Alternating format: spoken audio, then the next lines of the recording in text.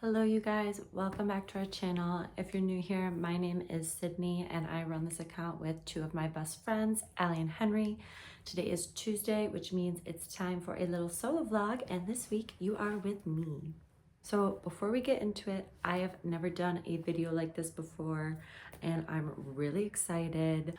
I love a good comeback theory, an album theory, a spoiler, and seeing what other people have to say. So today I'm going to be talking about my theories and predictions for ENHYPEN's sixth comeback. All right, let's get into it.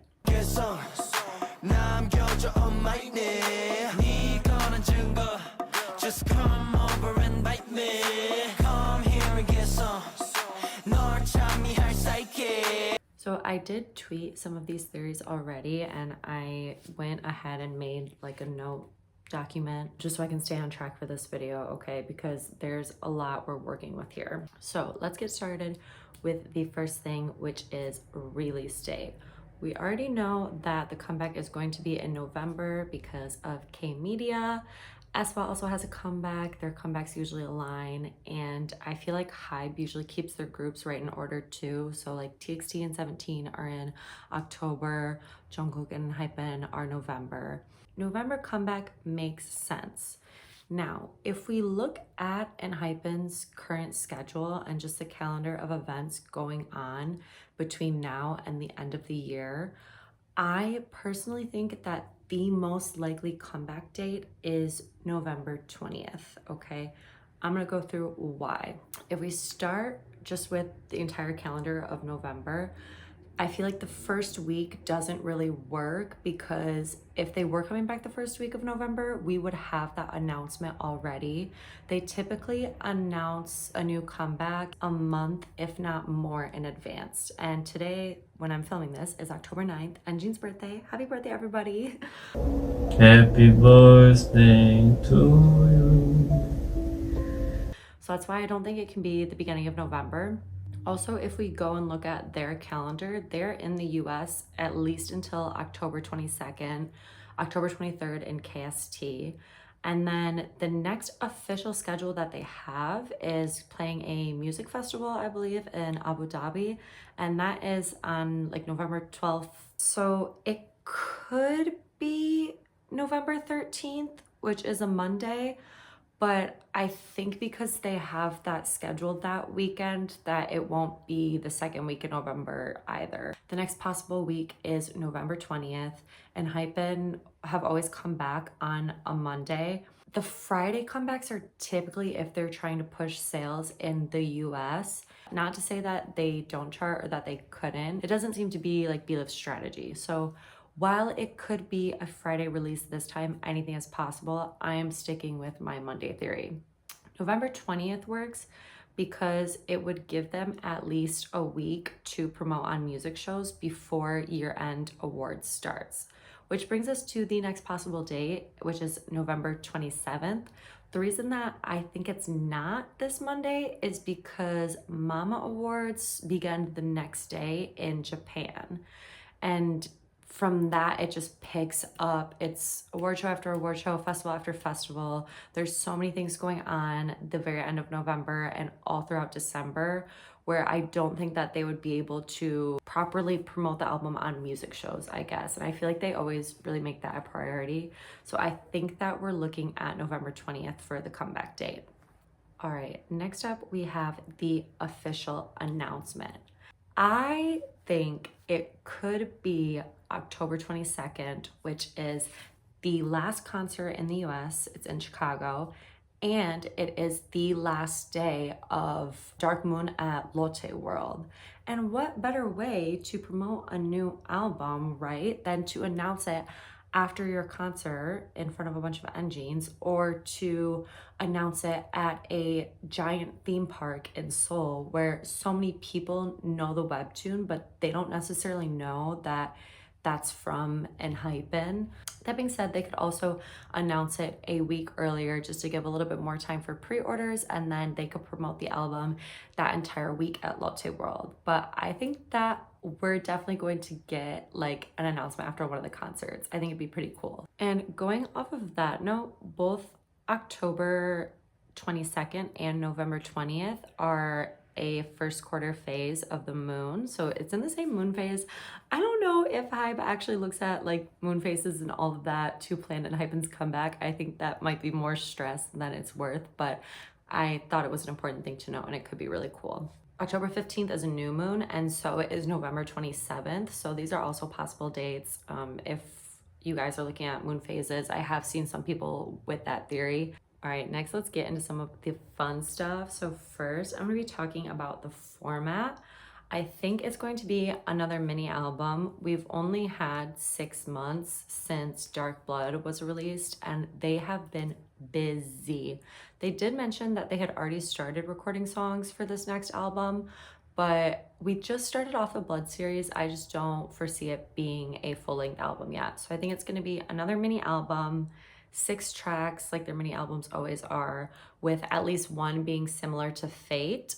I think this time we could be looking at an outro instead of an intro, and then once a full album is released, it'll become like intro, interlude, outro. I feel like they follow that formula a lot. So something similar to like Fate and Foreshadow, and then 5 of your regular tracks.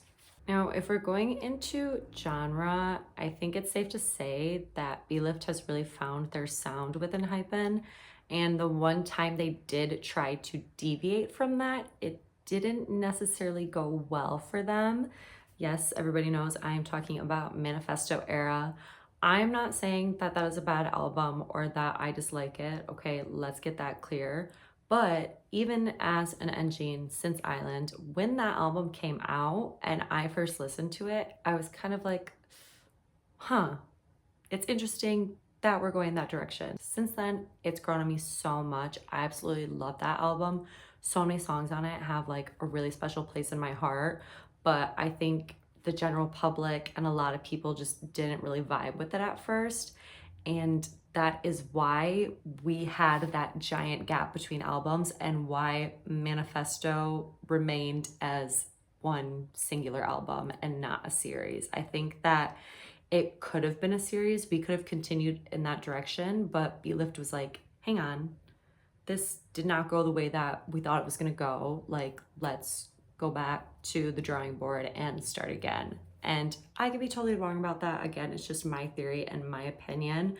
And I think it would explain the reason why we had that like 9-10 month gap between comebacks where we were like, what is going on? Like, what are we waiting for? Where is the next album, right? So I think that we are going to be sticking to more of an R&B, a little bit of pop rock. You know, we could be having something similar to Karma or like Attention Please, especially with all of the live shows lately. And ENHYPEN have really been pushing like their rock agenda, whereas Manifesto was leaning towards hip hop and it didn't work out the way they maybe had planned. I think that R&B is their strong suit, and then the pop rock kind of feeling that we get in some of their other songs, and we get when Jay pulls out his guitar. You better play that guitar!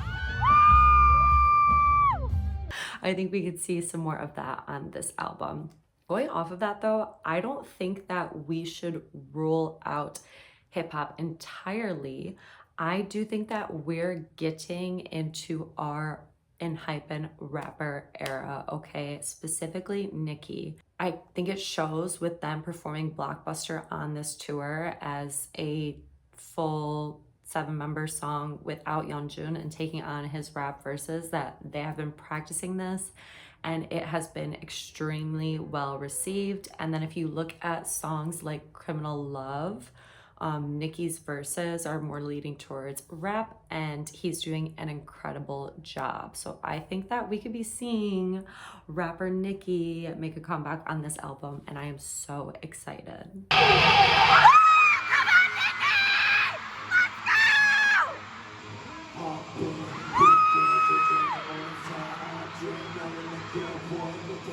As far as the title track goes, I think that we're going to be getting something similar to like Bite Me, Shakan, Criminal Love. Those songs have done super well, especially with the general public. Even if you don't stand ENHYPEN, I feel like everyone knows Bite Me. And now because of TikTok and social media, everyone knows Criminal Love too, especially Sunghoon's popping part, My Bias. He's killing it and it has been blowing up on social media. The girlies love it. I love it. And I think that we could be looking at a similar vibe for this next title track, which obviously I would not be mad about. All right, since we've been talking about album format, I think that we should discuss the elephant in the room, and that is album titles. I know you guys have been waiting for this because all of the talk online has been this album title, where in the LA concert for the album sleeves that you could get that were like specific for your date, the notice for the album said like, this is the jacket sleeve for ENHYPEN's next album, blank blood. And if you look at the space where that word was crossed out, and if you look at lives, I'm Youngblood. Me too, Youngblood. people are thinking that the new title is going to be Young Blood. At first, I didn't agree with this. I don't think it was because I thought it was wrong though. I think it was more because like I didn't love it. Not that it's a bad title, but I don't know if anyone else caught this. It just makes me think of 5 Seconds of Summer. And so when I saw people saying like, oh, it's gonna be Youngblood, I was like, is it? I did see something about Hype trademarking the phrase Youngblood, and the spacing of the words fits. It fits with the lore, so I think I'm on board with it now. Some other titles I thought, and I've seen some people floating around too, my first choice, or like my first theory, was Red Blood, and that comes from the lyrics of Given Taken, which if we're going back to the past, and I'm gonna get to that in a little bit, it would make sense. You know, we're going back to before they were vampires. That's kind of what most of the Given Taken music video is about. Red Blood comes from the lyrics. We know blood is in the album title. We know we're in the Blood series. Could be Red Blood. But I think based on all of the evidence that's released so far, Young Blood is most likely. I've also seen some people throwing around like Royal Blood, Crimson Blood, Faded Blood, Cold Blood. So I think those are all solid possibilities too. Last but not least, we are getting into my favorite part, which is the lore, okay? So if we look at where we are right now, it's kind of unknown territory because the web novel and the webtoon are finished at this point. We are all caught up. Do I think we're coming back with a second novel, a second part to the webtoon? Yes, absolutely. We kind of know that for sure, even because Sonu said like, oh, it's only going on a break for a month, right? Like, I think we can kind of take that as a spoiler. So I'm not saying that the story of Dark Moon is completely over yet, but we don't have anything to look to and say, oh, this is where we're going next. You know, for previous releases, even for Dark Blood, like we could kind of look at that and say, oh, this is what's going on, this is what could happen. But now everything's evened out. We finished with the current story of Sua and the 7 vampires. So where do we go from here? Which, by the way, this section of videos will contain some webtoon and novel spoilers. If you have not read Dark Moon yet and you don't want spoilers, I'll put a time that you can skip to in this video. But for everyone else, let's get into it. Where the webtoon ends, all of the sudden, this new girl who looks exactly like her enters, Miss Celine. She enters and says, so you were the one sent to take my place. And after that, it ends. And there's kind of like this ominous vibe to it. You know, it's winter. We thought everything was wrapping up, and then this girl comes in. It seems like she's a bit of a villain. She gives off the villain vibe. Whereas if you look at the novel, if you've read the novel, the end isn't like that. We never meet Selen. We never meet most of the characters that are in the webtoon. It wraps up perfectly nice. You know, they've defeated the bad guys. Sua is back at school with the 7 boys. Her and Helly are in love. And we don't really get anything other than that. There's no like teaser or spoiler. There's not that many loose ends that need to be tied up, but the webtoon leaves us on a cliffhanger. And relating to the webtoon is the comeback trailer for Dark Blood. We kind of see Solon or Sunghoon as this main character, and the rest of the boys are fighting him throughout the video. But if you watch closely, it doesn't seem to be in a way to actually harm him. It's more that they're trying to stop him or save him from himself.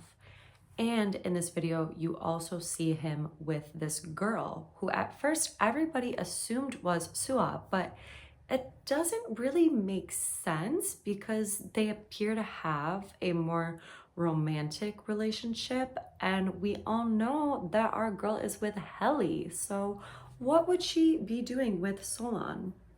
The answer, everyone, is that is not Sua. And this also connects with the kind of winter scene. It's snowing in the scene. I believe Nikki and Sunghoon are fighting in the woods, and the end of the webtoon, it is also winter. And when is this comeback? In the winter, I guess end of fall, beginning of winter, same thing. Things seem to be connecting. And while the girl doesn't necessarily appear to be evil in the comeback trailer, the fact that Sunghoon is fighting with his brothers, kind of like maybe in an attempt to protect her or because she wants him to, I don't know, he's under her influence, it doesn't appear that she is a good character or that she has good intentions. And I think that we're going to continue this story in the next album. The girl who played her in the comeback trailer was seen in Jeju the same time that ENHYPEN were seen in Jeju a little bit earlier this year when they were filming something, so they could have been shooting for this upcoming album. And the same director from that concept trailer is coming back to work on the next one. So all things are pointing to these storylines being connected. And I think that we're going to see kind of a shift in main characters here, whereas Dark Moon, the Blood Altar, is heavily focused on Sua and Helly.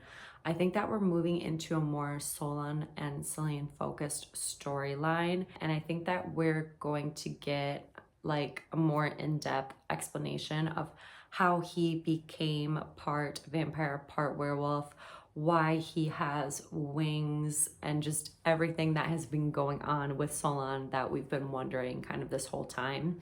I think we're gonna get more explanation into that. I'm really excited to see where Hybe takes this story. But on our way there, I think he could go to the dark side a little bit. I think we're seeing maybe actor Sunghoon come out. You know, we're getting into our little villain-esque era. There might be some ups and downs with this one, but I think it's gonna be really fun. All right, you guys, that is about all I have for my current theories. I'm really excited for this next comeback. I can't wait for it to finally be announced and to be able to pre-order my albums. I want to hear your thoughts too. So if you have any theories or something you've seen online you agree with, if you agree with me or disagree, I want to know. So let me know in the comments below your comeback theories and what you are most looking forward to for this next album. And other than that, I will see you guys on Friday for a brand new group video. I love you all. Thank you so much for watching. Make sure you like and subscribe so you can see more of our videos in the future. And I will see you guys at the end of the week. You